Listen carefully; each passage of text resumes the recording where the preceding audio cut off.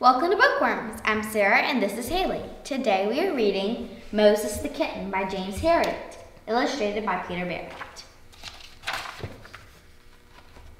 There have been times in the winter when I have regretted being a vet, and this looked like one of them.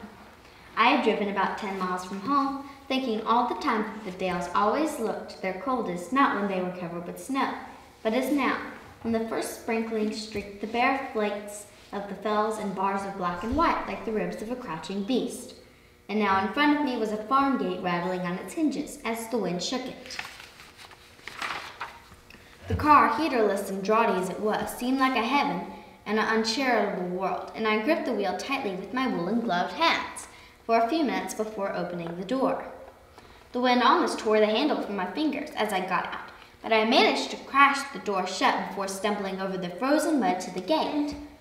Muffled as I was in heavy coat and scarf pulled up to my ears, I could feel the icy gust biting at my face, whipping up my nose and hammering painfully into the air spaces in my head. I had driven through and streaming-eyed was about to get back into the car when I noticed something unusual. There was a frozen pond just off the path and among the rime-covered rushes which fringed the dead opacity of the surface. A small object stood out, shiny black. I went over and looked closer. It was a tiny kitten, probably about 6 weeks old, huddled and immobile, eyes tightly closed. Bending down, I poked gently at the furry body. It must be dead. A morsel like this couldn't possibly survive in cold. But no, there was a spark of life because the mouth opened soundlessly for a second and then closed. Quickly, I lifted the little creature and tucked it inside my coat. As I drove into the farmyard, I called to the farmer who was carrying 2 buckets out of the cow house. "I've got one of your kittens here, Mr. Butler. It must have strayed outside." Mr. Butler put down his buckets and looked blank. "Kitten? We haven't got no kittens at present." I showed him my find, and he looked more puzzled. "Well, that's a rummun. There's no black cats on this spot. We've all sorts of colors, but no black ones." "Well, they must have come from somewhere else," I said. "Though I can't imagine anything so small traveling very far. It's rather mysterious." I held the kitten out and he engulfed it with his big, work-roughened hand. "Poor little bugger, he's only just alive. I'll take him into the house and see if the missus can do aught for him." In the farm kitchen, Miss Butler was all concern. "Oh, what a shame." She smoothed back the bedraggled hair with one finger. "And it's got such a pretty face." She looked at me. "What is it anyway, a him or a her?" I took a quick look behind the hind legs. "It's a tom." "Right," she said. "I'll get some warm milk into him. But first of all, we'll give him the old cure." She went over to the fireside oven on the big black kitchen range, opened the door, and popped him inside.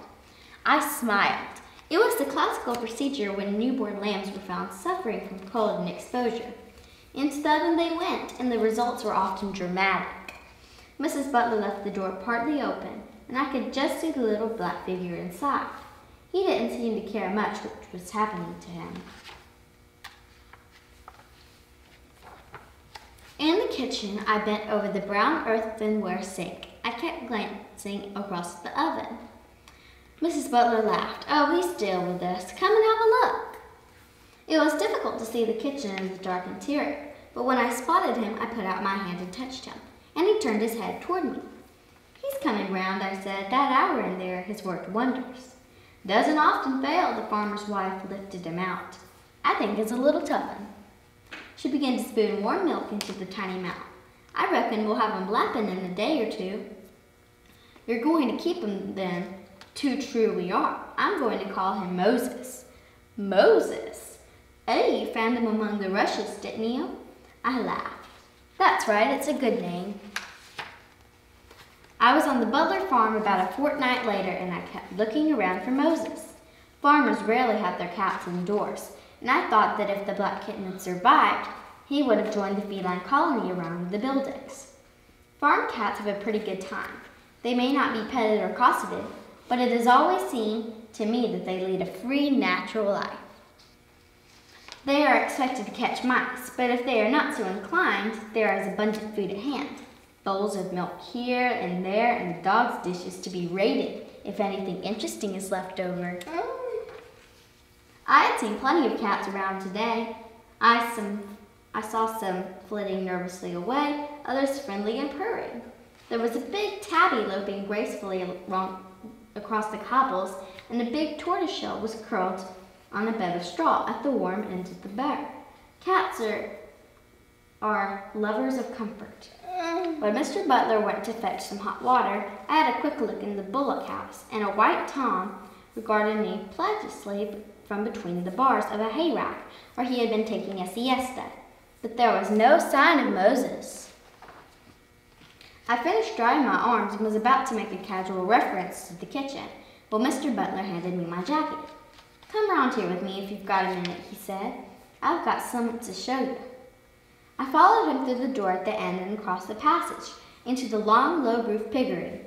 He stopped at a pen halfway down and pointed inside. "Look here," he said. I leaned over the wall, and my face must have shown my astonishment because the farmer burst into a shout of laughter. "That's something new for you, isn't it?"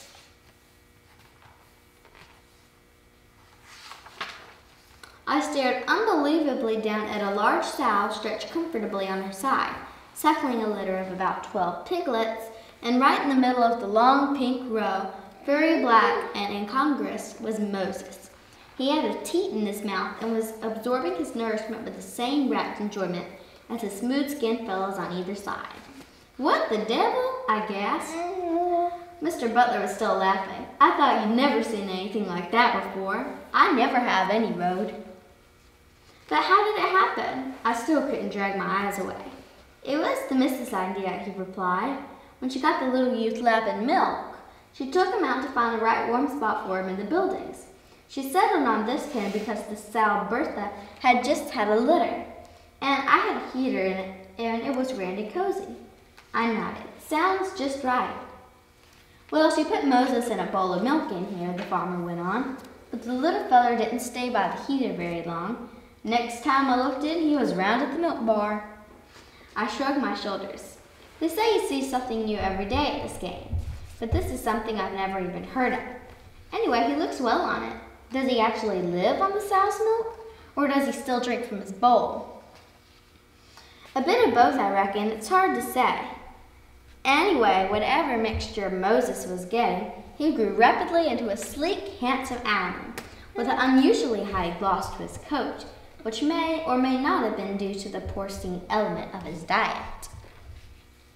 I never went to the Butlers without having a look into the pig pen.